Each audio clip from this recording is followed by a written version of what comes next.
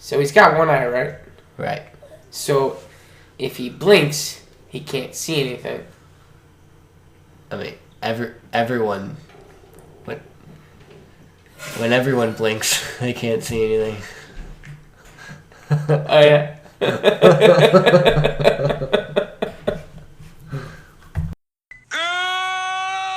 morning, Vietnam! You are a toy! My sons were better men. She wouldn't even harm a fly. I am serious. And don't call me Shirley. And the 2 strings. Well, it was more like Kubo and the 5 strings, then the 3 strings, then the 1 string. At no point does he ever have 2 strings. Let's get this and make this very fucking clear. At no point does this little Kubo have 2 strings on that fucking guitar. Well, he does, but then he just adds a third one. So at no point does he ever have 2 strings. What's going on, reviewers? He's Mike. He's kidding. If you must blink, do it now, or you'll miss our review. He says it in the movie. He says that a bunch. Yeah. Yeah. So you get it? Kubo and the 2 strings with Matthew McConaughey as Beetle. You can do it. You have the list. Charlize Theron as Monkey. Art Parkinson, who's relatively new. I'm not sure if he's been in anything really other than this. But then he voices Kubo. And then you got Ralph Fiennes? Ralph Fiennes? Phineas? Sure. Lord Voldemort is the Moon King. And then you got a couple varied voice actors. One of them was the dude who played Shang Tsung in Mortal Kombat. I told you I recognized him, yeah.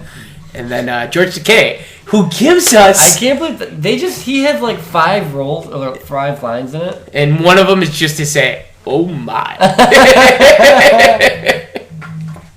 Great. Overall, what'd you think about Kubo and the 2 strings, Adam? Very up and down for me. Like... How do you mean? There was a lot of high points, a lot of low points for me. Were you looking forward to this movie coming in? I did. I thought it was gonna be great. Before I went in, I was looking up a lot of the reviews, and I was getting great reviews. Yeah. So I'm like, oh shit, this is about to crush it. It's like an 8.5 out of 10. Right. Yeah. And then when I started watching all the, it was stop motion, right?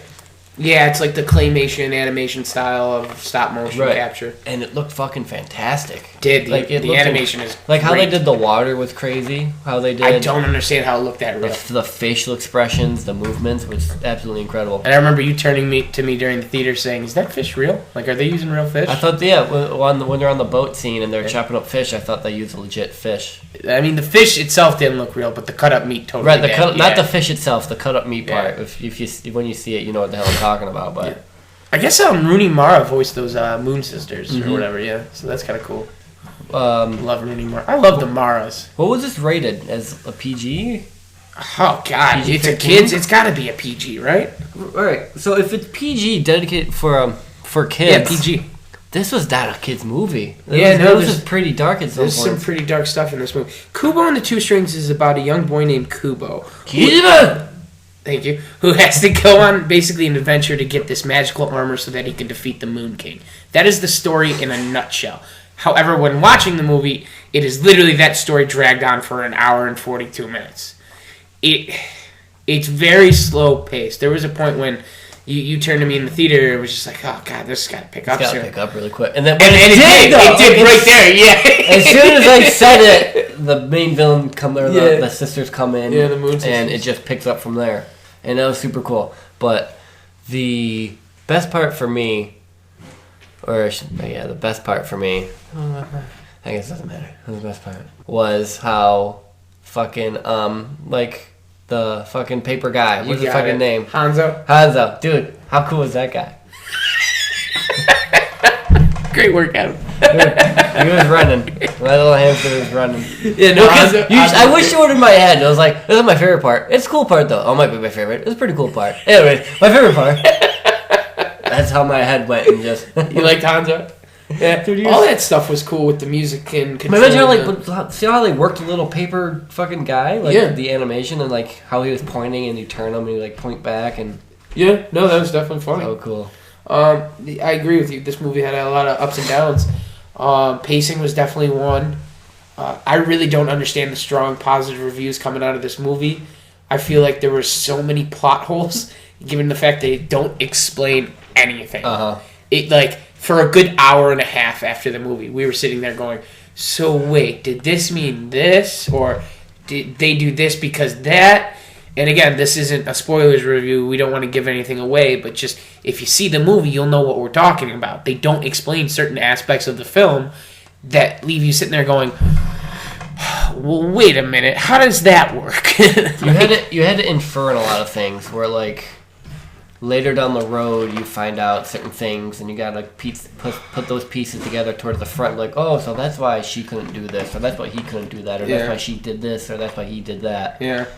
The movie is very predictable as well. It's very, very paint-by-numbers story. But I mean, it is marketed to kids, so I get that. Yeah, but I feel like a movie like this is probably more aimed to entertain the adults as well with the kids, you know? I mean, modern animation nowadays is, generally speaking, aimed towards the adults so that they can enjoy it while taking their kids to it. Because that's how they make the big That bucks. was a weird thing, too. It had, like, an identity crisis where it was like, let's be kid-friendly. Yeah. Let's get real dark. Like, oh, okay. Yeah. I think one of the craziest things... Okay, so this is made by that... What is the film company? Laika? It's pronounced... It's Laika or something like that. But they did Box Trolls, and I always forget if it was either Paranorman or Frankenweenie. I think it was Paranorman. I thought it was Paranorman. Yeah, Paranorman, probably. But...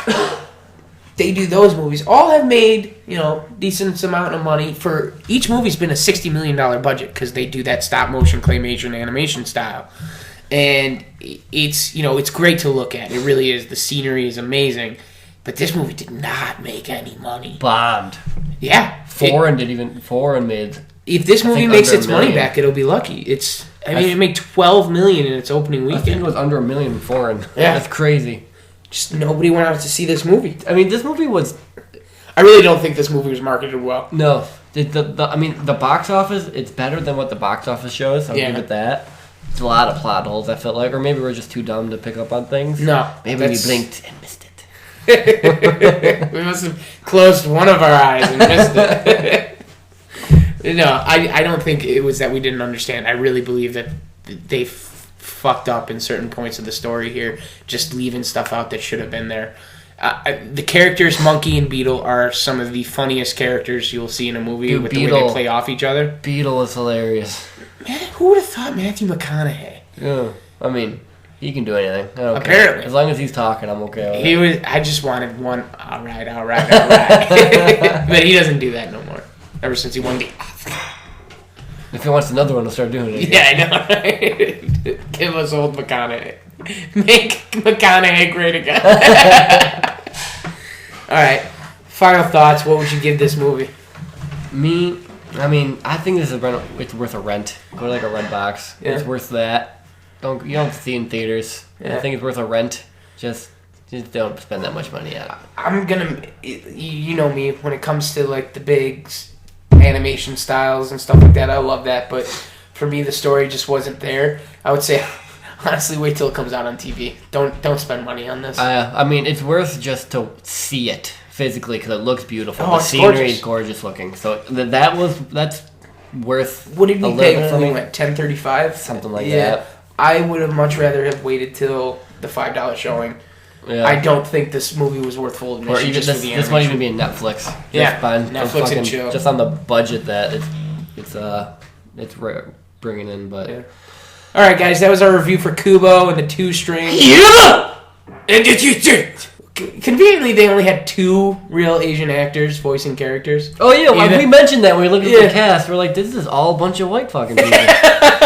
Hollywood whitewashing in its finest. In a primarily Asian fucking movie. Everyone's white. Yeah. Well, I guess one's a monkey, so she gets a pass. And one's a beetle. But they're both like creatures of sorts, so it doesn't really matter. They get a pass. But everybody else... Yeah, Kubo is whitewashing. Yeah. Alrighty, guys. Oh, God fucking damn it. Sorry. If you like what you heard here, minus that, go ahead and drop us a like and subscribe. Let us know in the comments. Tell us what you guys thought of Blow Kubo. your nose. You're disgusting. As always, he's Mike. And he's Kieran. And the chicks. Keep it tight, people.